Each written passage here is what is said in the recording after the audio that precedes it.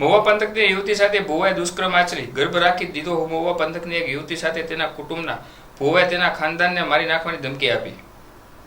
મળતી વિગતો પ્રમાણે મહુવા પંથકના એક પરિવારને પિતૃ નડતર હોય જેથી ભુવો સ્થાપવાનો હતો અને તે દરમિયાન કુટુંબના એક સભ્યની ધીરુ ભૂકણ રહે પીપળવા તાલુકા ખાંભા જિલ્લો અમરેલી નામના ભુવા સાથે ઓળખાણ થયા બાદ તેની ભુવા સ્થાપવાનું કામ પૂર્ણ કરી હતી અને કુટુંબના તમામ સભ્યોને આદર આપતા હતા. પરંતુ ભુવાએ આ કુટુંબની જ એક દીકરી સામે નજર બગાડી ગત તારીખ 20/10ના રોજ યુવતી ઘરે એકલી હતી ત્યારે ભુવા તેના ઘરે આવી યુવતી તથા તેના પરિવારના સભ્યોને જાનથી મારી નાખીશ તેવી ધમકી આપી પરાણે શરીર સંબંધ બાંધી દુષ્કર્મ આચર્યું હતું.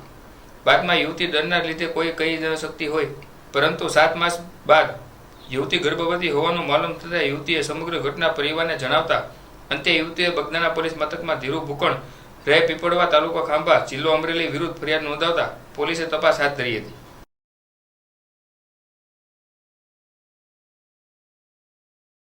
ગયા વર્ષે દિવાળીથી આશરે 10 દિવસ પહેલા બગદાણા પોલીસ સ્ટેશન વિસ્તારમાં એક બળજબરીપૂર્વક દુષ્કર્મ આચરવાનો એક બનાવ બન્યું છે, જેમાં ફરિયાદી જે ભોગ બનનાર છે પોતે એની સાથે ઘરમાં બીજાની ગેરહાજરીમાં વાડી વિસ્તારમાં એક માતાજીની સ્થાપના કરવા માટે ભુવાને બોલાવ્યા હતા.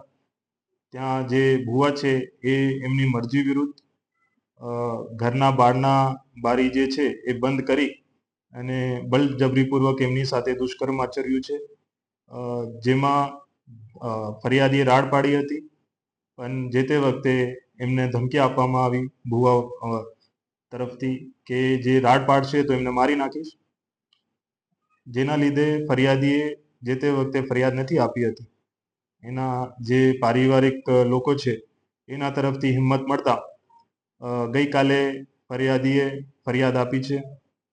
ભોગ બનનારે આમાં બળજબરીપૂર્વક દુષ્કર્મ આચરવાનો જે ગુનો બને છે આ મુજબ ફરિયાદ આપી છે, જેમાં મગદાના પોલીસ સ્ટેશન ના પીએલ ધામા સાહેબે આમાં તપાસ કરી રહ્યા છે અને BNSની કલમ 64 અને 351(2)(3) મુજબ ગુનો દાખલ કરવામાં આવ્યો છે.